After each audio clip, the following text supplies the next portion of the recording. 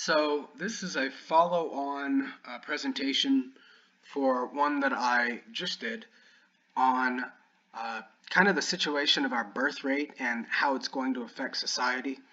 Uh, our birth rate is collapsing in the United States, and there are so many consequences just from a reduction in the amount of children in our society.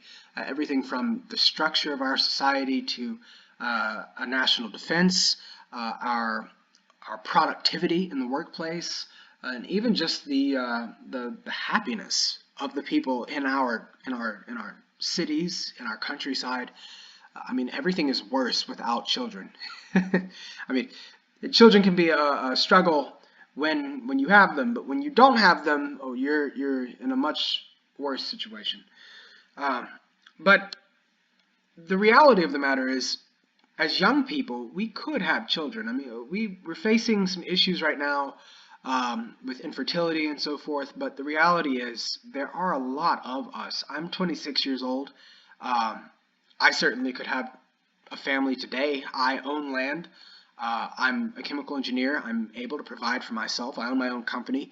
Uh, I could provide for a family. I mean, it would be tough. I mean, it's going to be tough for anyone, but I could provide for a family. The reality, though, is that most people just aren't looking into having a family anymore in my age bracket. Um, and largely it's because we're distracted, I would say. Largely it's because uh, as a generation, we are just disillusioned with our society. We realize now that um, the politicians don't serve us, the economic interests of our nation don't serve us, that the social pressures that are put on us are unhealthy. You look at this chart over here on the right, I don't know of a single institution in our country that affects adults that we actually have faith in. I mean, social media, organized religion, uh, all manner of the government, corporations, the news. I mean, none of them have broad support in our generation. You look over at the left, I mean, almost half of the people in our country, actually more than half, cumulatively, if you include people saying, well, our democracy isn't working, and people saying our democracy has failed completely, it's well more than half uh, of the people of our generation are convinced that our American system of politics has failed or is failing and ultimately needs to be replaced. Replaced with what is the real question. And that's the sticking issue. You see, we are so focused on complaining about what we have, which, I mean, we have a very bad situation, that we're not looking at the bigger picture. We're still very fragmented.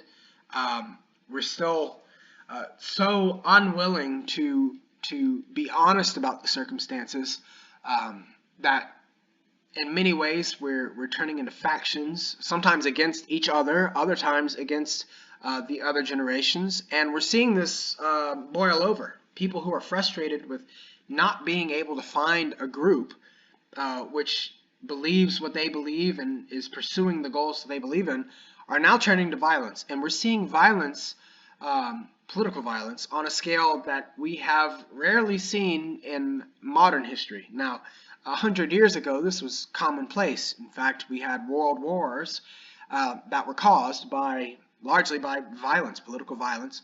World War I was a direct consequence of political violence.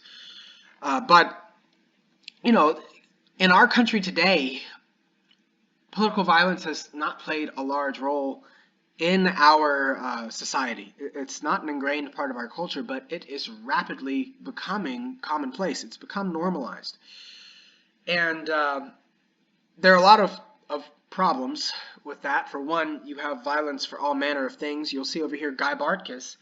He blew up an IVF clinic because he believed in antinatalism. So he believed that people should not have children because those children were going to be born into a terrible society. Certainly, I agree that children are being born into a terrible society, but I certainly don't want to see us not have children. I would argue that we need to change society, not end the human race. But there again, there's the issue. We have a general agreement on the issues in our society. We just don't agree on how we should go about resolving those issues. And this is working really against us as a generation. We have a clear common ground. Our common enemy as a generation, whether you're white, black, male, female, whatever the circumstances are, if you're within as you see down here, the 18 to 29 age bracket, you're going through the same circumstances. You see the world pretty much the same way as everyone else in your age bracket here in the nation, at least, and largely I'd say even throughout the world, but especially here in the nation. We're all going through the same things. And the issue right now is that, like I said before, we're being distracted. We're looking at things in terms of a racial or a gender bias, or we're looking at it in terms of an ethnic bias. We're looking at it in terms of people who are working hard and aren't working, people who have given up on society, and people who think that they can change society from within. And then you have people who think that society needs to be fixed, not necessarily saved, so to speak. But all of these culminate in the idea that we're all looking at the same problem, but we're looking at it from different directions. And of course, this is by design. We have all the other generations, Gen X, the baby boomers, they're taking advantage of our disunion. They see how fragmented we are. They see how easy it is to draw our focus away from the institutional disenfranchisement that our generation faces, the constant belittling in society, constant scapegoating, the co-opting of our initiatives, whether it's a more liberal-leaning initiative like climate change, or a more conservative-leaning initiative like trying to reestablish religion in our society. It doesn't matter what it is that we do. It gets co-opted, it gets rebranded into something that is corporate friendly, something that is politicians friendly, something that doesn't actually enact any meaningful change in our society. And we're seeing this all across society. We're seeing youth businesses fail at record rates. We're seeing youth employees work at record productivity, even as unemployment continues to tick up, not because it has to, but because corporations make more money by laying people off and making the remaining workers work harder. I mean, all of this works against us. We're allowing society to take advantage of us in ways that have never been so streamlined. And with the advent of modern technology, it is so easy to take advantage of our generation that you can't blame them for doing it. Certainly it's immoral. They're taking advantage of their children and grandchildren, but certainly it's very clear what they're doing. It's not like it's hidden behind smoke screens. We know what they're doing to us. We're just not willing to acknowledge it and look at it for what it is and make decisions as a unified generation. And so, we're not the first ones in society to be put in a situation like this. We've had cycles like this all throughout human history. For all of recorded history, we have seen societies grow, become wealthy, whether it's ancient Rome, ancient Greece, ancient China, ancient Japan, different Mesopotamian societies. We see this over and over. Even here in the Americas, the Mayans and the Aztecs and the Incans and so forth. They get large, they become very prosperous, and they begin to diverge away from what got them to that point and towards what is convenient and what is comfortable for the people in that moment. It always turns into a problem which ends up destroying that society. Plato called it stasis. It's where we get the term homeostasis. Homeostasis is good. You want homeostasis when you're discussing living systems. But his term, stasis, is essentially the opposite. It's when things are falling apart, a divorce from the natural order. And in our context, that means we have too many old people. We have too much unemployment. We have too little wage growth. We have too much disease. Just in our generation, we have so many people who are dying from deaths of despair or diabetes, or they're dying from overexposure to toxic chemicals in the air and in the water and in their workplace. I mean, it's just constant assault. And his solutions were both long-term and short-term. Certainly, I've discussed some of those. You see this pink triangle that's in reference to a video on youth male upbringing. His long-term solutions were make better citizens. We've sacrificed education and civic involvement in our society for the sake of commerce and capital gain. But we need to get back to the fundamentals of our society, which were developing the youth to become strong men who could defend the nation and its values. But in the short term, I mean, you can read those for yourself. It's quite brash what he suggested is necessary, but certainly it makes sense from a natural perspective. When you have a sickness, you don't wait for the bacteria or the virus to decide it wants to change. No, you eradicate it. Your white blood cells go throughout your body, find the problem, and fix it. And I do really mean fix. When we say fix a system as opposed to save a system, that's the kind of mentality that he certainly had. And I would argue that all throughout history, that is the ethos of change. Now, change is not always good. By our modern perspective. We have the luxury in our modern age of believing in a sense of humaneness, whether something is humane, whether something is moral.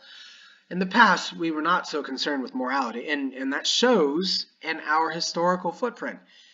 When we have deposed kings, when we have deposed corrupt governments, even in a modern sense. I mean, we still have civil wars going on across the world right now, in Myanmar, in Sudan.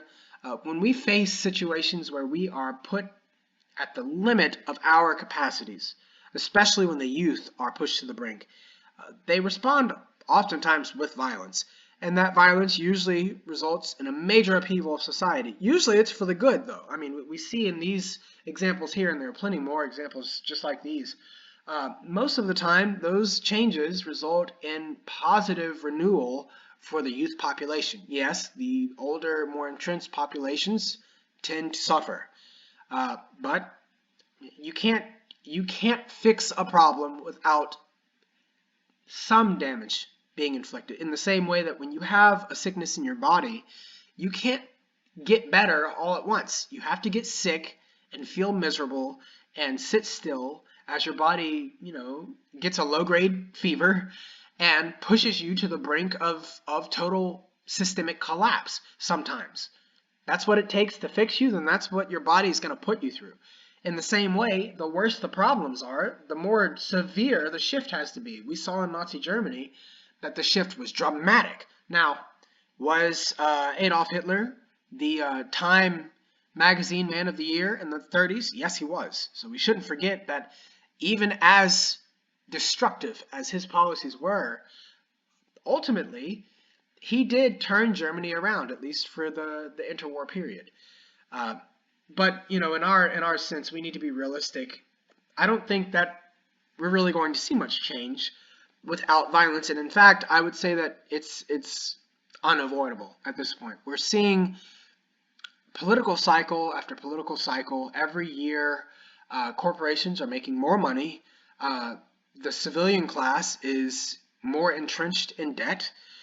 Our federal bureaucracy is ever more rigid and unyielding. I mean, at some point, there's just nothing you can do from the inside to make changes. And I know that people, they really love parroting this mantra of, you can fix a broken system from the inside. You just have to get out and vote. You have to get out in this. No, you can't. No, you can't.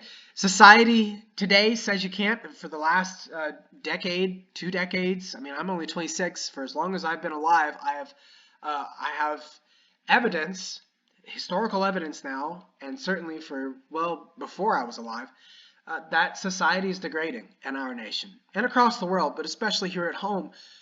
We are losing the capacity to effect change in our society. And we're seeing more and more an adoption of violence. We're seeing ever more so a disillusionment with society to the point that even if people don't adopt violence, they condone it under certain circumstances. And that's even more dangerous.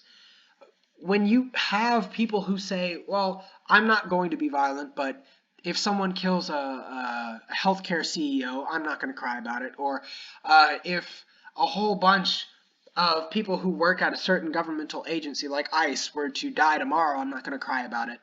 When you have these kind of societal markers, let's call them, it's only a small step away from all-out genocide. And I mean, as far-fetched as it may sound right now, it is, in my mind, very conceivable that in the near future we could have an intergenerational war, a true civil conflict between the older generations, who are going to be more entrenched with the means of production, and younger generations who, out of a last resort, resort to violence for the sake of their prosperity, or more likely the prosperity of their children, however many of them are able to have a family at that point. You'll see here I've listed out a number of reasons why I don't think our violent streak is going to be successful. This is, of course, in this moment. Certainly these things can change. I've listed some of the issues here are actually rather small.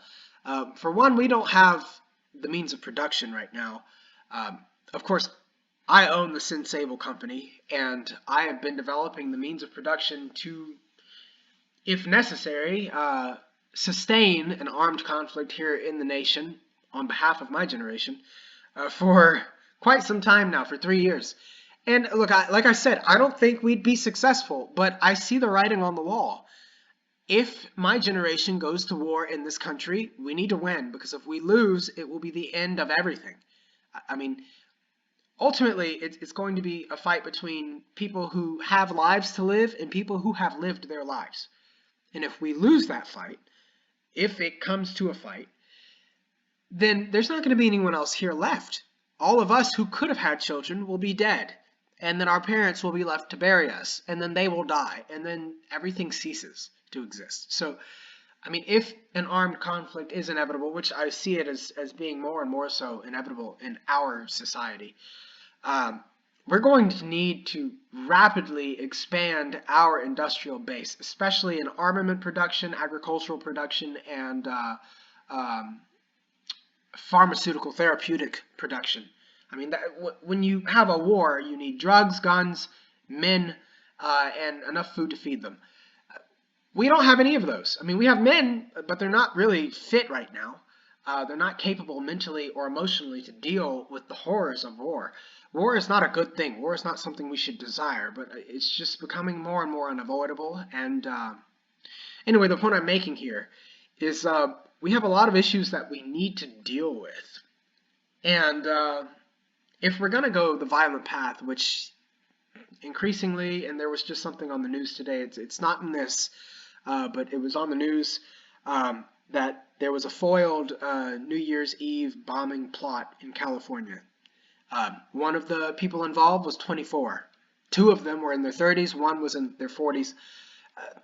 I think that speaks for itself. I mean, we have more violence making impacts in our society than we have political change.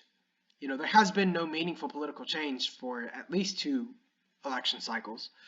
I would say there hasn't been any meaningful political change since Obama, and even then, Obama was not that effective. He was very ineffective.